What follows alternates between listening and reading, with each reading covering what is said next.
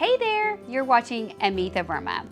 Today, I wanted to answer one of my most frequently asked questions. A while back, I shared an episode where I showed you how to use our chalk finish paint to create a beautiful before and after buffet. And one of the most frequently asked questions was how I achieved the distressed painted effect on the carved raised areas on the front of my buffet. So today I wanted to share with you exactly the chalk finish paint technique that I used to achieve the distressed paint look and feel on that piece. So to show you the technique that I used, I'm going to demonstrate on these really beautiful old panels that I found. This is also a great candidate for a makeover because you can see, although these are matching, the way these pieces have aged do not match at all. There's also a lot of water damage on here, which would show through if I was able to stain it again. And on a piece like this, I'm not able to stain it because I have to sand it, which I cannot do, or it's going to start erasing all of these beautiful raised carvings. Now, to recreate this look, you're going to need the piece of furniture that you're working on, soft cotton cloth, degreaser, whichever one you prefer to use, or mineral spirits to get a good cleaning on your surface. I always keep a piece of cardboard, whatever I'm working on. And you're gonna need two paint colors. One that's gonna go on top and one that's gonna go underneath. So on this project, I'm gonna use Provence Blue and Chantilly White. You're also gonna want your paint brushes. So I'm gonna use our smaller chalk finish paint brush to get an application all over and to do my details. I've also pulled out one of our artist brushes in case I really need to get into the fine spots. And then a little bit of water to use for your brushes. So the first thing I'm going to do is give these panels a good cleaning so I can remove any grease, grime, or accumulated dirt. You want to make sure you have a really good clean surface so your paint is actually adhering to the item that you're painting. And I'm going to add a little bit to one of my favorite must-have tools, a soft cloth. You can find this in your hubby's t-shirt drawer or your kid's t-shirt drawer. I just grab them whenever they're torn up and have holes in them and turn them into my cleaning cloths. See all of that dirt and grime. We want to get that off so we have a good clean surface when we're starting to paint. So now that we've got these cleaned up, we're ready to roll our sleeves up and start painting. So I'm going to start with a base coat of Provence Blue, and when I open my can, I usually need to give it a good stir so I can make sure I have all of the goodness in the paint all mixed up throughout. So now we're ready to start painting. I am going to grab my paintbrush, apply a little bit of paint on it, and I'm going to show you exactly how I'm going to paint this piece with all of these carved, raised details. Now, whenever I'm painting a piece of furniture, I love to do a long, continuous stroke, but that may not get into all of these beautiful carvings like you can see right here. And so when I'm working on a piece with a lot of details, I like to use a technique called the dab and the wipe. So we're going to dab and then wipe as we're painting along. I'm going for a full coverage here because I'm going to come back and add another coat of paint. But if you like the way this looks right here, you can paint it less, or if you realize you like it mid-painting, use your soft cotton cloth and you can just take a little bit off. This is another technique that I like to use when I want to have some of that underneath color come through. And this is a great technique to do on these raised areas because those are the parts that probably would have gotten exposed to a little bit more wear and tear. Now you kind of want to do this when the piece is a little bit wet so you have that leverage to remove the paint where you want it and then keep it on where you want it. Now the paint does dry really fast, so if you think you like this technique, you need to start taking it off within the first 3 minutes of applying the paint on. It's a great benefit when you're working on a big piece of furniture and you want it to dry quickly, but if you want it to dry slowly, paint it in sections and then remove it as you go along. I'm getting more of a full coverage on the background and then less than a full coverage on the carvings.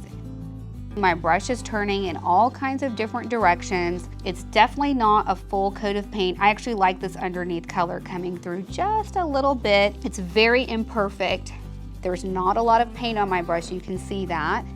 And as I'm going in here, it's almost like I'm coloring with the paint. And if it's too much for you, that's when it's a good time to switch to a smaller brush and get a little bit of paint, and then use that to work in your areas. Now, if you ever feel like you have too much paint on your paintbrush, you can dab it off the corners of your can. And if you still think you have too much, that's why I always keep a piece of cardboard next to me, so I can just brush off the excess on my cardboard.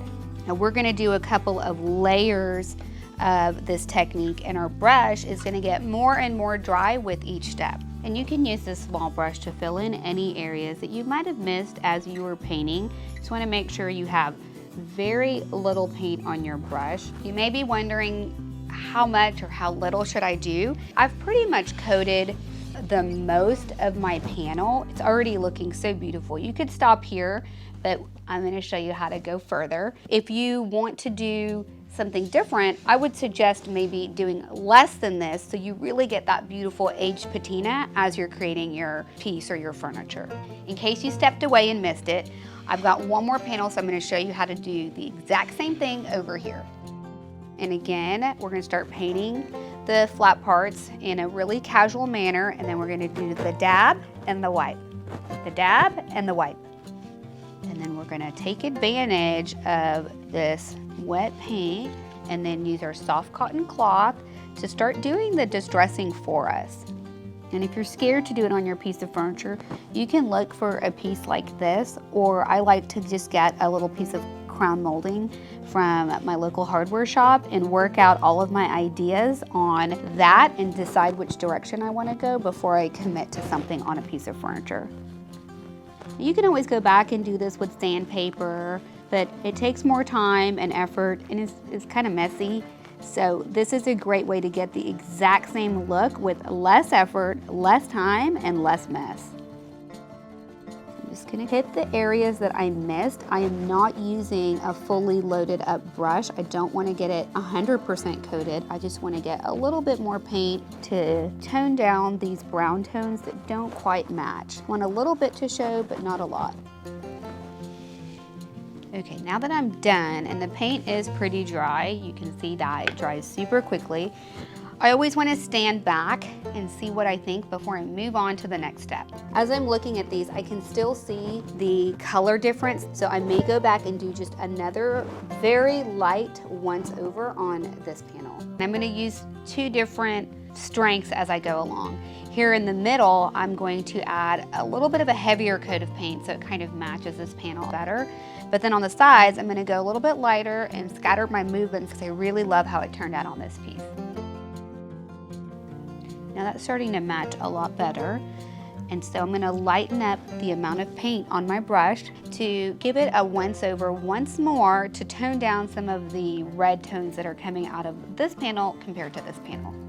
So just using like a counterclockwise circular motion with a drier brush, not completely dry, starting to tone some of that red down. Now some of these smaller areas where there's a lot of red showing, I'll go back with a smaller brush. This one looks really good. The red underneath has been toned down. So I'm going to come back and tone this one down a little bit so that they start to look a lot more similar underneath. I'm gonna use the exact same technique. I'm just gonna get paint on my brush, make sure it's not too much, to fill in some of these flatter parts. You might say, I love it, I'm ready to stop here, but I wanna show you how to take this project even one step further so it looks like it's not just gone down from one generation to but maybe 3 generations. Next, we're gonna use Chantilly White to apply another layer of color in a very light application to really add that distressed effect. So for this step, you're gonna need a clean piece of cardboard, and then we're gonna use our 2 smaller brushes for this particular piece. If you're working on a piece of furniture, you can use our medium-sized paintbrush, but definitely go for something smaller so you can work in small sections. Now what we're gonna do is we're going to get our Chantilly White, and again, like all of the other colors, make sure you give it a good stir. That's how you want it to look. And just get a very light application of paint. You do not want a lot. And then I'm gonna come over here to my cardboard and work most of it off. You can start to see it's starting to get really transparent. And then I'm gonna come over to the flat parts that I'm working on and just use that little counterclockwise circular motion or even a brush out to start adding another layer of paint. So you see how that starts to hit all of the edges very beautifully. And if that's really hard for you, you feel like you don't have control over your project, that's why I like using a small brush as well. So we can come here, take some of the paint off, and then just do this with a small brush where you can hit the areas that you want to. And you can definitely do this technique on a flat piece of furniture. You can see all of the gorgeous patina and layers of coloring and distressing that it's gonna add to just a piece of furniture right here on these flat parts. You can start to see how a lot of these really beautiful details started to pop with the addition of the white. The contrast is adding just another layer of interest. I've got the original color, the Provence blue, the white, and I've gone back and added a little bit of a heavier application in some areas like this ribboning, and then lighter all over to get the complexity of multiple colors. Now I'm gonna do the exact same technique onto the other panel. So as you're working through your project, remember you wanna use a light brush stroke and several techniques to create a very irregular paint effect. The lighter brush stroke, the counterclockwise circular motion will help you also avoid having a heavy painted look. Don't forget one of my favorites, the dab and the wipe. And then don't forget your soft cotton cloth on hand so you can remove and do the distressing as you're painting and going along so you can avoid the additional steps of sandpaper. When you're ready to start adding another color in this really beautiful 2-color technique that I showed you, make sure you use the dry brush technique where you're dipping your brush in and wiping it off. Be sure you work in small areas and use smaller tools to help you stay in control of your project. I am done, and I love how these beautiful panels turned out. As you can see, chalk finish paint is extremely forgiving. I love how it adds the perfect amount of antique flair to anything I'm working on. If you have a question that I didn't answer today, let me know in the comment section below. If you like this video, be sure to give it a thumbs up. That helps me know that you love this type of content. After that, subscribe and hit the bell notification to make sure you don't miss another video. Once you're done, head over to my blog so you can sign up to receive our design newsletter and get access to many more design tips. Until the next time we meet, keep making your home amazing with your design gifts. I'm ready for my new segment. So I've got a very dry brush. If you run out of paint, dip your paint in your brush.